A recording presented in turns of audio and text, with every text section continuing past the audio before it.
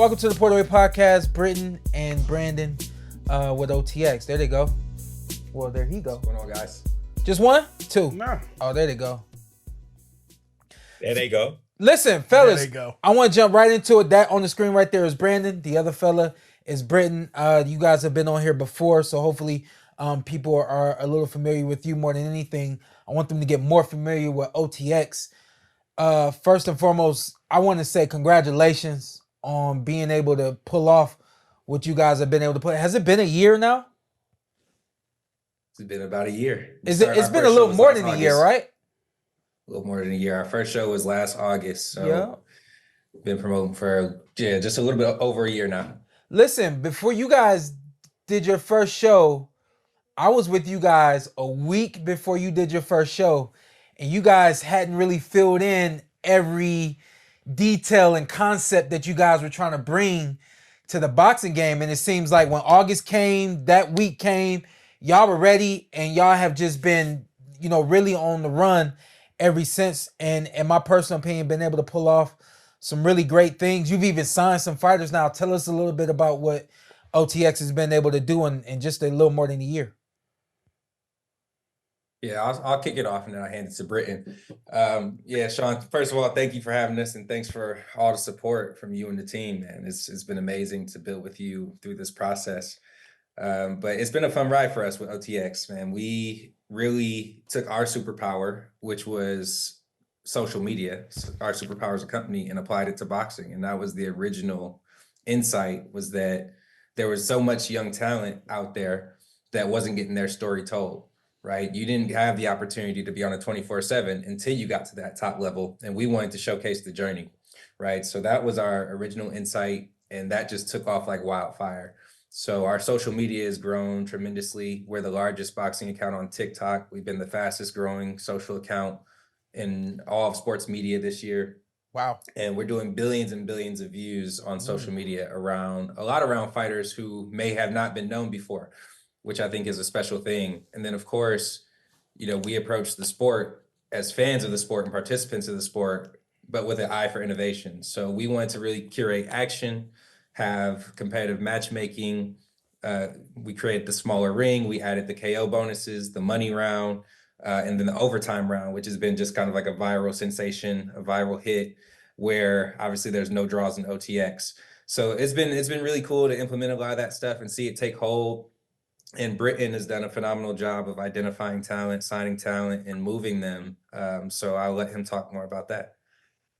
Yeah, man. In addition to everything Brandon just said, we're proud of our accomplishments, over the past, let's call it 16 months. In addition to everything that Brandon said, man, we've also maneuvered two of our fighters. I heard you talking about Elijah Pierce when we came onto the broadcast. We've been able to position two of our fighters into title contention. That's something that we're really proud of because these fighters deserve these opportunities. You guys and, Shawn, you complimented me. You've been very complimentary the entire time, but you complimented me on the show. You saw O'Shea Jones, our first world champion, and we're really proud to say that, she's a women's champion as well. We are champions of women's boxing, and we're just trying to bring something fresh to the sport. We participate in the sport. We're fans of the sport, and we're not trying to be distracting in any way, but we're trying to be additive, and we want to implement some new flavor to the game. I love the flavor that you guys have brought. Billions and billions of views on the social media platform. A lot of people are still unaware that you're on the DAZN network platform, whatever. Is that the plan moving forward? Have you guys renewed that contract with DAZN?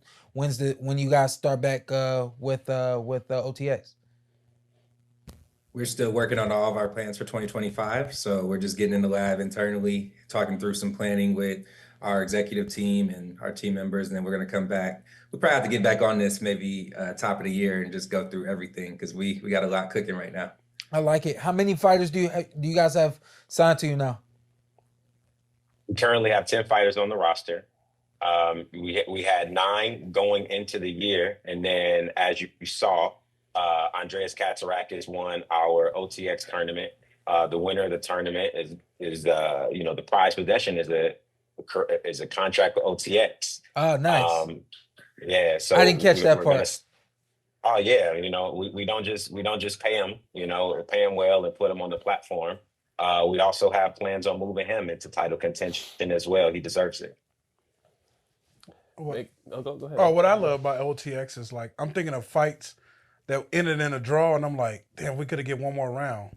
Tyson Fury, Deontay Wilder, perfect example. Oh, boy. Imagine if that's on OTX. Oh, It don't. Somebody might get stopped in the 11th, but that's why like it's a different energy that you guys came up with. I don't know what brains got in the room at the same time and put this together. Who brought this together? OTX. Because I love I it. mean, you're looking at them right now. Okay, I mean, we have a okay. large team behind us that all contributes in every different department, from social media to production to sales, so everyone really contributes to it. But, I think one of the differences is that, Britton and I, we box ourselves, right? And through this whole process of starting OTX, I had just picked up boxing myself in the amateurs and did the Golden Gloves for 2 years in a row.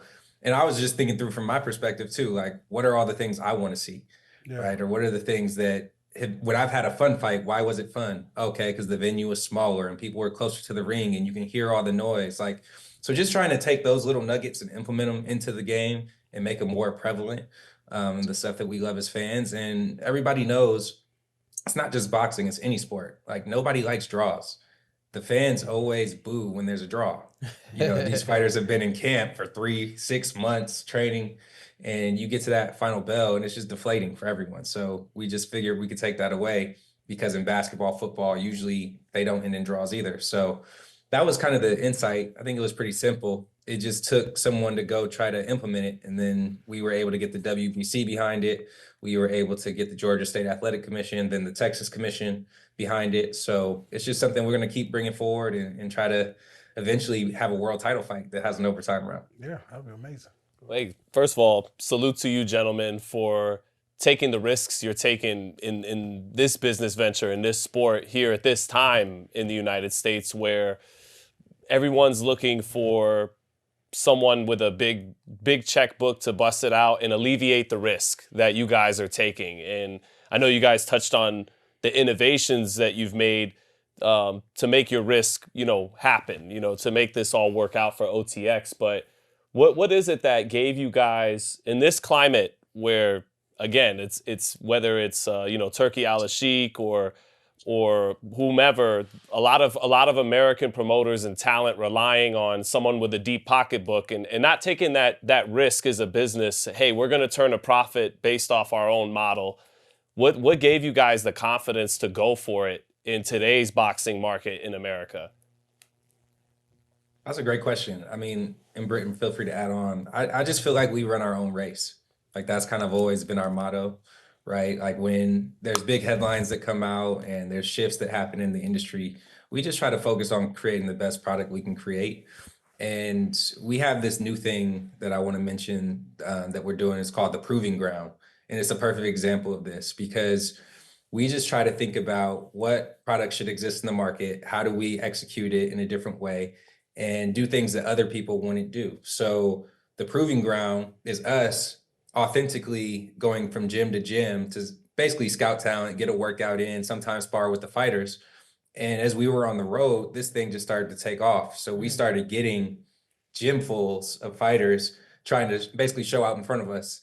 And eventually, one of those fighters got on a card because a fight fell out. We needed a last-minute replacement. We had probably about 3 weeks into our show.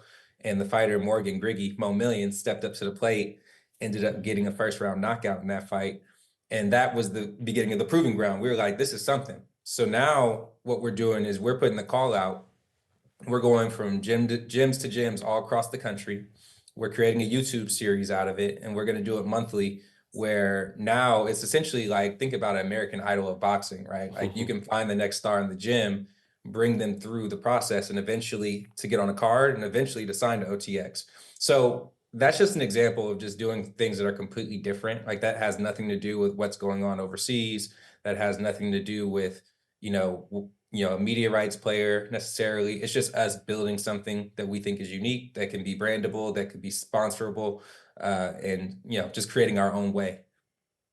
Yeah, and I wanted to speak to that as well because I think that, to Brandon's point, this is us running our race, and this is something that we thought was cool. It was very organic to us. Whatever city we go to, me and Brandon are gonna go to a gym. We're gonna hit up a fighter in their DM. We're gonna say, "What's the most popping gym in the city? Like, where can we go and get some rounds in, or where can we go just to hit the bag, or who can hit hold some mitts for us?" And these are the places that we would naturally end up going anyway.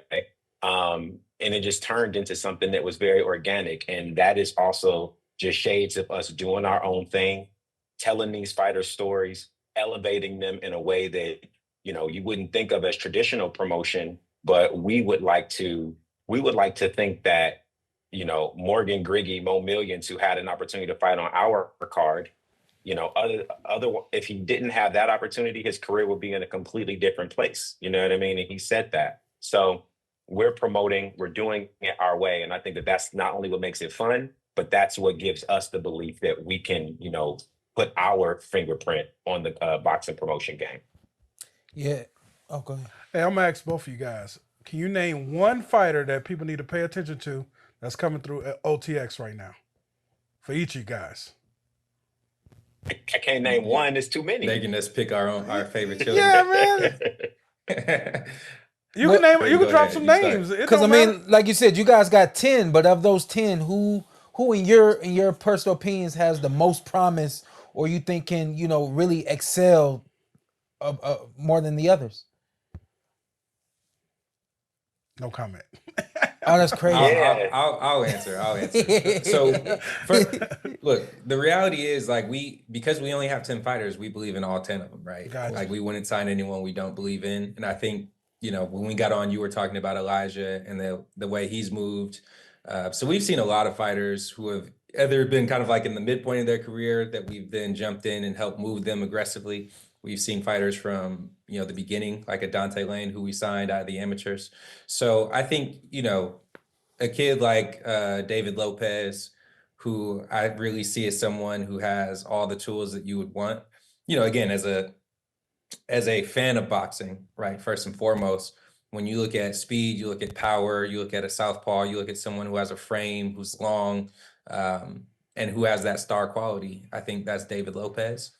So he's one guy I would just call out amongst, again, a roster who we believe in all 10. And obviously O'Shea Jones, our first world titleist, you got to mention her. She's just had an incredible run, super exciting in the ring, great personality. I think she has all the qualities to be a star. Now you remember we said we spar the fighters too, right? Uh-oh. You remember we said that? Now, see, that's why I'm not gonna say a name. I'm not gonna have none of these fighters texting me. Like see me in the gym.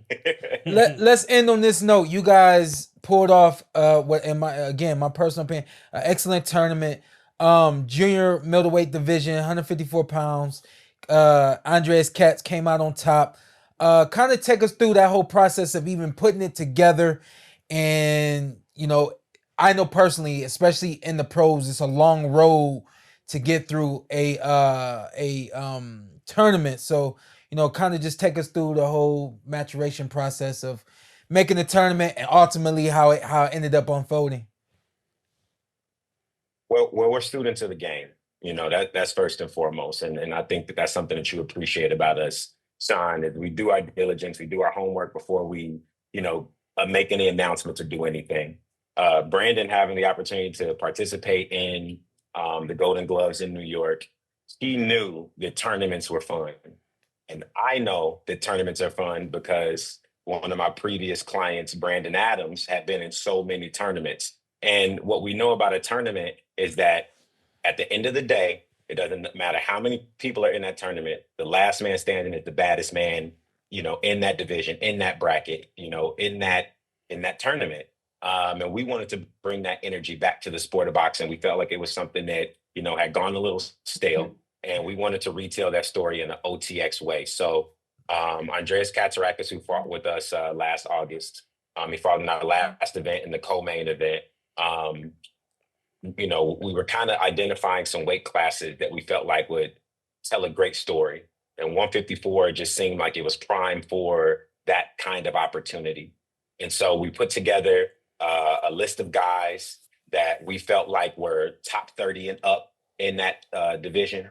guys that, you know, in 2 to 3 fights, if they were picking the right fights, were going to get where we ultimately got them, was to be the mandatory for the WBC silver title. And shout out to the WBC for supporting this idea, you know, or intercontinental title or something like that, like some type of top 10 ranking if they fought the right guys. And so we went out and we found all the right guys to be able to tell that story.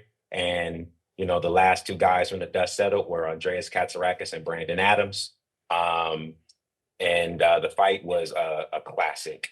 It was the genuine classic. And we've had Hall of Famers in the boxing game reach out to us and say that was, let's use boxing terms, pound for pound, one of the most exciting fights that they've ever seen. You know, kind of stacking up with Hagler Hearns, you know, and I'm not making this up. This is the text that we got immediately after the fight. So we're really proud of what we were able to create, a fight with a classic. And if you ask me, both men's stock rose from participating in a fight like that. I agree 100%. Congratulations on that. I know you guys said you're working on all of the plans for next year, but I do have a question about next year, and we'll end on this because I know y'all better goddamn well have an answer for me. How many tournaments y'all doing next year? How many?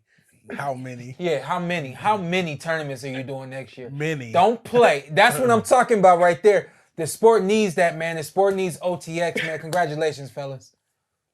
Thank you, Sean. Like Brandon said, man, we got to make some time to come hang out with you in Vegas, and we definitely got to do this top of the year where we could tell you a little bit more about our plans. Yes, sir. When you guys solidify everything, we'll bring you guys back on, and hopefully we can get audiences out there to the Atlanta venue and wherever you guys end up, man. You guys have been doing an awesome job. 16 months. Congratulations, man. We'll catch up with you guys later. Thank you, brother. I want to borrow that jacket. Let me know when I can Appreciate come you. pick it Thanks up. for having us. All right. Couple more wears and you got it. Y'all stay blessed.